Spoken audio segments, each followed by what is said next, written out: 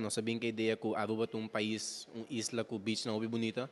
Então, nós sabemos que a ideia de organizar um beach soccer event, então, entre país não, pero jogador não que está vivo aqui não.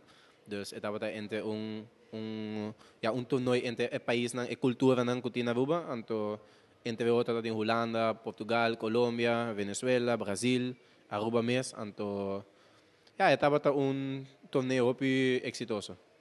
Naturalmente, a experiência está hopi bom mês. Me queremos conhecer futebol de pé de cabeça. Nós tomamos encargo, depois que nós agora acercava uma equipe de beach futebol de Aruba, seleção de Aruba, nós temos que de outro, nós trazemos aqui e naturalmente, mas aqui vai hopi, pero hopi bom mês.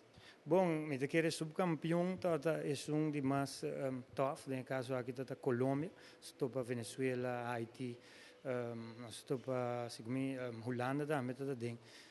Nós estamos para diferentes times aqui, nós estamos de vencer e nós empatar jogo, segundo está contra Haiti, pero em tal algemeen vai hopi bom, pero o time mais forte no caso aqui está Colômbia, não queda contento, não está ponderando por um revenge, me quer pronto, nós também está sendo aqui, então queda pendente para o revenge Colômbia-Aruba.